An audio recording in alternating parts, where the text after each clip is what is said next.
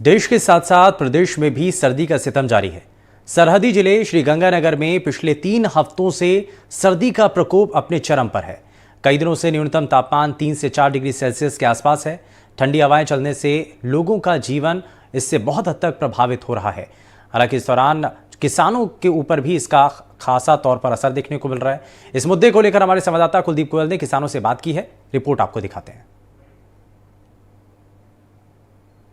प्रदेश के सरहदी जिले श्री गंगानगर के अंदर सर्दी का प्रकोप दिन प्रतिदिन बढ़ता ही जा रहा है। सर्दी के कारण जहां आम जनजीवन अस्त व्यस्त है, वहीं कृषि पर भी इसका खासा प्रभाव पड़ रहा है। कृषि विभाग ने भी इसके लिए एक एडवाइजरी जारी की है। हम बात करेंगे श्री गंगानगर के संयुक्त निदेशक कृषि जी.आर. मटोरिया जी से। हम उनसे बात करेंगे और जानेंगे कि कृषि के क्षेत्र के अंदर क्या क्या एडवाइजरी जारी की गई है। सर, गंगानगर के अंदर सर्दी का प्रकोप है वो दिन प्रतिदिन बढ़ता जा रहा है। आपके विभाग ने भी किसानों के लिए कुछ एडवाइजरी जारी करी है? निश्चित तौर पर जो है सर्दी लगातार बढ़ती जा रही है। तापमान जो है रात का तापमान गिरता जा रहा है और धूप नहीं निकलने की वजह से दिन का तापमान भी जो है न्यूनतम स्तर की तरफ जा रहा है। और ये परिस्थितियां जो मौसम विभाग के जो आंकड़े आ रहे हैं उसके हिसाब से आगे भी बने रहने की संभावना है। और अपने इस क्षेत्र के अंदर जो है 25 दिसंबर से लेकर 15 फरवरी के बीच में पाला पड़ने की संभावना रहती है। जब शाम के समय खूब तेज हवा चल रही हो और रात को एकदम से अगर मौसम साफ हो जाता है तो उसके बाद में जो है पाला जमने की जो नमी है उससे बर्फ जमने की पौधों के ऊपर संभावना रहती है। और उसमें पौधों के जो कोमल कोशिकाएं होती है वो फट जाती है और उससे पौधों की पत्तियां जलने की और उसके साथ अगर उसमें फलियां बनी हुई है, दाने बने हुए हैं तो उनका नुकसान होने की संभावना रहती है। तो बचाव के लिए क्या कुछ कहा गया है? अभी जो है काश्तकारों को एक राय दी जा रही है कि भाई आप व्यापारिक ग्रेड का गंधक का तेजाब जो है उसका 1 ml पर लीटर पानी के हिसाब से प्रयोग करते हुए उसके घोल का छिड़काव करें। और अगर परिस्थितियां बनी रहती है तो 15 दिन बाद में उसका जो है दोबारा छिड़काव कर सकते हैं। इसी तरह DMSO के नाम से जो है डाई मिथाइल सल्फर ऑक्साइड जो है उसका भी अपने 1 ml पर लीटर पानी के हिसाब से घोल के हिसाब से छिड़काव कर सकते हैं फसलों पर। जिन जिन फसलों को पाली की संभावना आपको लगती है कि इन फसलों में हमारे पाला मार सकता है। और सबसे बड़ी बात है कि जब मौसम की ऐसी परिस्थिति बनती है और आपके पास अगर सिंचाई का साधन है तो अपने को तुरंत हल्की सिंचाई देनी चाहिए खेतों में। अगर सिंचाई रेगुलर लग रही है तो उस समय फिर पाला का असर होने की संभावना काफ़ी कम हो जाती है।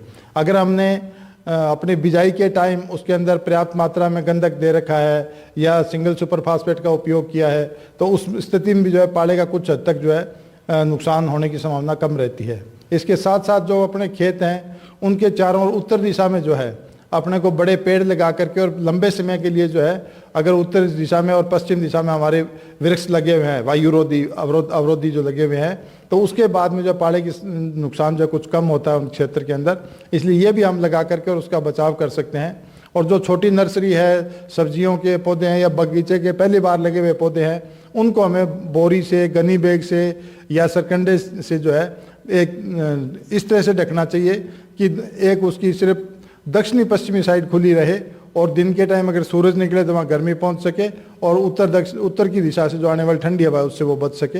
ये अपने को बचाव विशेष रूप से रखना है। और लगातार जो है जितना आपके पास पानी की परिस्थिति है उसको ध्यान रखिए कि रात को अगर फुहारे वगैरह से आप पानी देते हैं तो ऐसे मौसम में जो है रात को फुहारे का प्रयोग नहीं करें, नहीं तो वो पानी की बूंदे गिरते ही उसके ऊपर ही जो है जमने के चांसेस रहते हैं। बहुत बार किसान खेतों में धुआं भी करते हैं, क्या उससे भी कुछ बचाव का रहता है? धुआं जो है अगर सामुदायिक स्तर पर किया जाए तो निश्चित तौर पर धुएं का जो 8-10 फुट के ऊपर जाकर के एक लेयर बन जाती है और उससे नीचे का 1 या 2-3 डिग्री तक टेम्परेचर अलग मेंटेन रह जाता है और पाले का असर कुछ कम होता है। लेकिन बहुत बड़े स्तर पे आग लगाने के लिए जो आजकल प्रदूषण रोकने के लिए नहीं हो, एयर पॉल्यूशन रोकने के लिए जो है नियम के विरुद्ध है, इसलिए उसकी सलाह नहीं दे करके मेन रूप से यही देते हैं कि आप उसमें व्यापारिक ग्रेड के गंधक के तेजाब का छिड़काव करें और हल्की सिंचाई दें। अगर पाला पड़ता है तो कौन कौन सी फसलों को ज्यादा नुकसान की संभावना रहती है? देखो, वो डिपेंड करता है पाला किस स्टेज पर पड़ा है। अगर सरसों के अंदर फलियां में दाने बनते वक्त होता है तो सबसे ज़्यादा सेंसिटिव क्रॉप होती है अपने एरिया में सरसों। और अगर बहुत लेट जाकर के पाला पड़ता है, शुरुआती दौर की दाना बढ़ने की स्थिति बालियां होती है, तो जौ और गेहूं में भी बहुत कई सालों बाद कभी कभी जो इस तरह का नुकसान थोड़ा बहुत देखने को मिलता है। लेकिन मुख्य फसल जो नुकसान से प्रभावित होती है तो सब्जियां प्रभावित होती है और यह सरसों की फसल प्रभावित होती है। जो कृषि अधिकारी हैं क्या उनको भी खेतों में जाने के लिए कुछ निर्देश जारी किए गए? बिल्कुल, स्टाफ को पूरे को इस बात के लिए जो है जारी कर दिया है कि भी आप काश्तकारों के बीच में इस टेक्नोलॉजी का प्रचार प्रसार करो और काश्तकारों को अवेयर करो कि अगर पाले की स्थिति आती है तो बचाव के उपाय अपनाए अपने खेतों में। तो ये थे जो जी आर मटोरिया साहब, इन्होंने बताया कि कृषि के क्षेत्र के अंदर कृषि अधिकारियों को कहा गया है कि वो खेतों में जाएं और किसानों को जो नई टेक्निक है फसलों से बचाने के लिए उसके बारे में अवेयर करें। इसके साथ साथ जो जो उपाय इन्होंने बताए, इन्होंने कहा कि इससे जो पाला पड़ने की संभावना है, यदि पाला पड़ता है तो किसानों को उससे खासा फायदा हो सकता है। कुलदीप गोयल, एनडीटीवी, श्री गंगानगर। प्रदेश के सरहदी जिले श्री गंगानगर में सर्दी का असर कम होने का नाम नहीं ले रहा। इस कड़कड़ाती सर्दी के कारण चाहे बच्चे हो या बूढ़े, जवान हो या महिलाएं, हर वर्ग बुरी तरह से परेशान है। यदि तापमान की बात करें तो रात का तापमान 3 से 5 डिग्री के बीच रह रहा है और दिन का तापमान भी 10 से 15 डिग्री के बीच ही पिछले कई दिनों से बना हुआ है। हालात ये हैं कि पिछले कई दिनों से सूर्यदेव के दर्शन भी नहीं हो रहे। ऐसे में जहां कामकाजी महिलाओं, व्यापारियों को परेशानी हो रही है, वहीं इस क्षेत्र के अन्नदाता भी बुरी तरह से परेशान हैं। हम बात करेंगे, आज एक खेत में पहुंचे हैं और एक किसान से बात करेंगे और जानने का प्रयास करेंगे कि इस सर्दी के कारण किस तरह की उनको दिक्कत आ रही है। सर, आपसे जानना चाहूंगा कि सर्दी बहुत ज़्यादा पड़ रही है, हाँ जी। किस तरह की दिक्कतें हैं? क्योंकि व्यापारी हैं और जो कामकाजी महिलाएं, उनको तो अलग तरह की दिक्कतें हैं। किसानों को किस तरह की दिक्कतें आ रही हैं?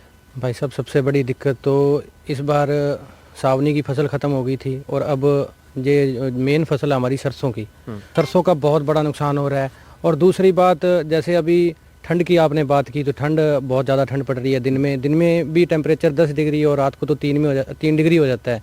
रात को जैसे पानी लगाने के लिए जब जो काश्तकार खेत आते हैं उनको सबसे बड़ी ठंड का जो अपने को नुकसान हो रहा है, बीमारी है जो सबसे ज़्यादा बुखार का डर रहेगा, क्योंकि ये बीमारियाँ जो है सर्दी की जो बीमारी है वो रात को ज़्यादा लगने के चांस रहते हैं। आमतौर पर अपने इन जो जनवरी का महीना होता है उसमें कोहरा, ये धुंध बहुत ज़्यादा होती है। अब की बार धुंध भी नहीं आ रही। बिल्कुल बिल्कुल बिल्कुल। तो धुंध की वजह से क्या क्या फसलों को फायदा रहता है? बहुत फ़ायदा रहता है जी। अगर कोहरा पड़ता है, अपने कोहरा आता है या धुंध आती है, जैसे तेल बोल देते हैं हमारे यहाँ पे, जैसे पानी है, सुबह पानी आता है, पानी का बहुत फ़ायदा है। सरसों को बहुत फ़ायदा है, कणक को फ़ायदा है।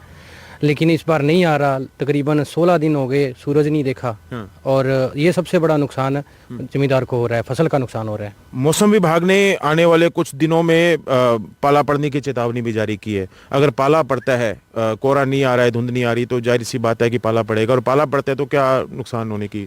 भाई साहब, यहाँ पे क्या है कि 70% जो खेती है वो सरसों की है और सरसों को पाला सबसे ज़्यादा मारता है।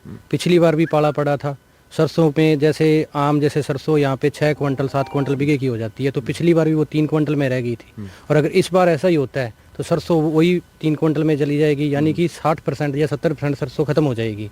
दूसरी बात, जो कणक की फसल है उसको भी नुकसान है, जौ है उनको भी नुकसान है, पाले का तो नुकसान ही नुकसान है भाई साहब। अच्छा, जैसा कि अभी आपने बताया कि रात को पानी लगाने के लिए किसान आते हैं तो ठंडा पानी होता है, जाहिर सी बात है जब टेम्परेचर 3 डिग्री है तो पानी तो ठंडा है ही। तो किस तरह से मैनेज करते हैं? भाई साहब, किस तरह से करना है, बेचारे आग मचा लेते हैं। बाकी अब आपको पता है कि जब पानी, अब खेत में पानी लग रहा है और कसी लेके पानी लगाना है तो फिर पानी में रहना पड़ता है काश्तकार तो।